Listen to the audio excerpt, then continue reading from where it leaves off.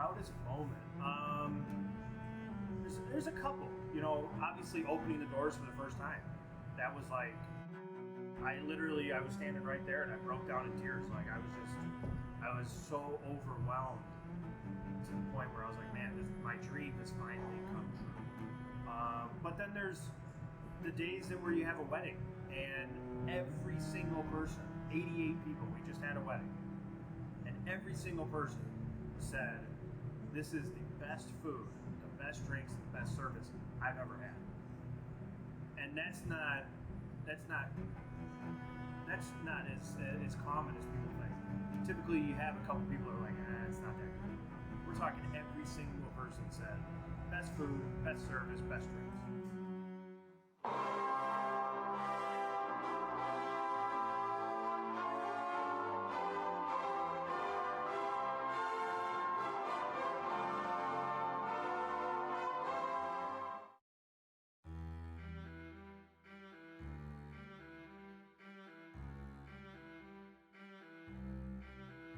So Cork and Gabel came about from my partner and I kind of brainstorming for, honestly, it seemed like a year, 14 months.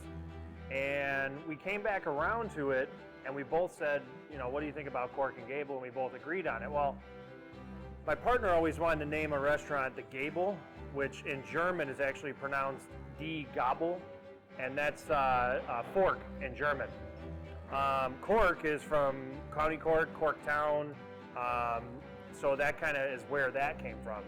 So we just kind of put them together, Cork and Gabel, and kind of used both of our sides of what we wanted to do. So it's 23 years now, 17 years old. I got my first job as a dishwasher, and I was in a corporate restaurant back then, and started as a dishwasher, worked my way up, and just kind of started getting the feel of the restaurant business. Being able to work through all the different stations and everything like that, and starting to learn more and more. But then I went to culinary school, left that place, went to culinary school. I went to Schoolcraft in Livonia, started learning the finer things of being a cook, a professional cook, and then starting to learn the ways to become a chef. After Schoolcraft, I kind of just bounced around like most chefs do. Hotels, resorts, private clubs, private restaurants, small restaurants, corporate restaurants. And then I kind of got away from cooking primarily as being my job when I took over. I was the general manager of two places right in a row. So for about 12 years, 10 to 12 years, I was out of the kitchen per se, and I was more managing the restaurants. And then kind of got tired of the corporate life, left corporate, and went back to the roots of cooking and really getting back into what I truly love, which is cooking and running restaurants. And I always wanted to open my own place. I met my partner, Joe, and him and I kind of hit it off right away, and then we started building this place.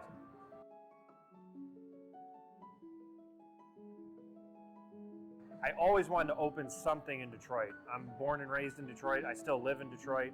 I always wanted to open something in Detroit. Through the bad times of Detroit, through the good times of Detroit. Growing up in the city, you just saw the potential, and you saw how the community comes together as one, and they really do support each other. The entire community supports each other. So I always wanted to open in Detroit. Always, it was never Corktown per se, but always wanted to be in Detroit somewhere. My partner has owned this building that we're in since '93. He bought the building, saved the building, and then started restoring the building. When we met in 2015 is when he said, hey man, I want you to take a look at the building that I have and the idea. And as soon as I saw it, I fell in love with it. It was exactly like the feel that I had for a place, industrial feel, use what's here. You don't need to dress it up, even though we did, but we didn't dress it up in the sense like making it look something that it wasn't. We adapted to what it was rather than having the building adapt to us. And so it was always Detroit. I always wanted to be in Detroit. So he owns the building, and that's kind of how we came together for Corktown.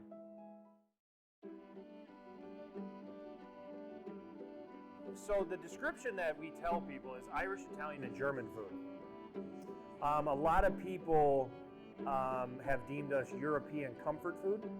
So we have heartier dishes, Italian pastas.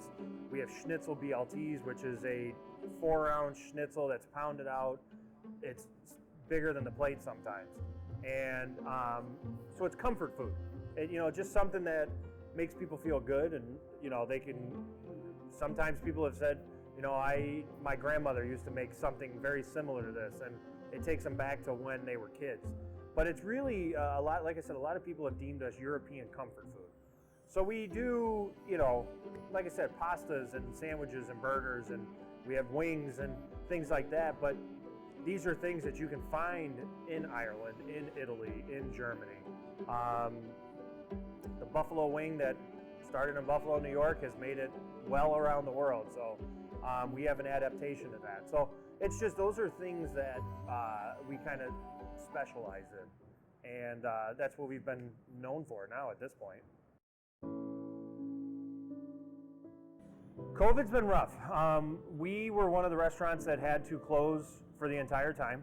We didn't do any carry out like a lot of the restaurants. I think most of the restaurants in Corktown. We closed for the entire 4 months. June 8th is when we were given the okay to open. We opened June 11th.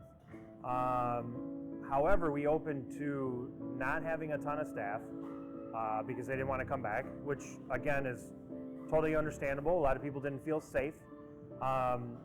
So we started off with 3 cooks, 2 managers, 3 bartenders, a supervisor, 1 dishwasher, and that was about it. And it's actually gotten progressively smaller staffing because we've lost people. People have quit because of various reasons, not even because of COVID, just because of various reasons, personal reasons, things like that. I think it's probably changed the restaurant business forever. It made us all think, okay, how do we do things differently now? Take out cocktails, doing more carry out, curbside, delivery, caterings, things like that. So we had to reinvent how we're doing things. Luckily, knock on wood, we've been very fortunate that we started off, it was very slow, very, very slow. And now it's progressively gotten better and better each week. And with our space, how spaced out it is, we're able to do larger parties.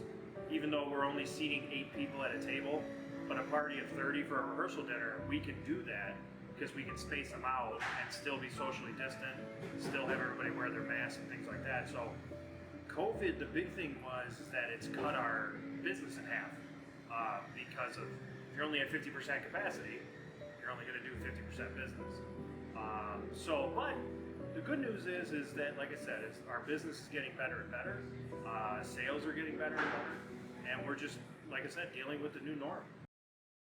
In the near future, just continuing to get better at what we do. We started off as a new restaurant with a new concept that nobody really knew.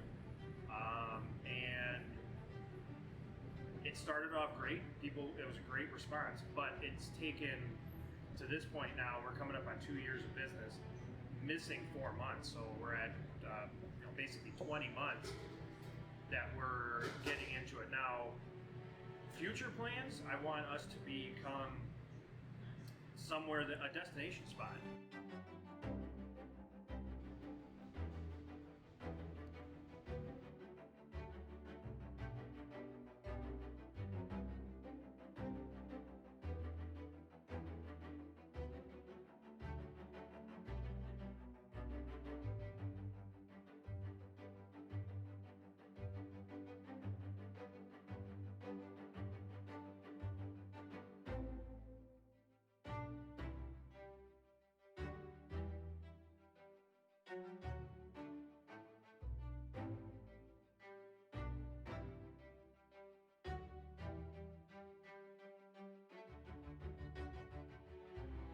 really just trying to create an environment that people want to continue to come back to, and keeping it fresh. You know, we don't want to rely on, well, the menu was good 6 months ago, and people are still coming. We want to be, okay, 6 months ago it worked, but what's going to work now? Let's continue to evolve and continue to improve what we're doing. Our bar, you know, we want to continue to have one of the best bars in town, and just, like I said, just improve ourselves, improve everything that we're doing here, and just have our guests and our regulars keep coming back and saying, you know what, man, this is the best meal I've ever had. This is the best drink I've ever had. You know, this is the best service I've ever had. That's what we strive to do every day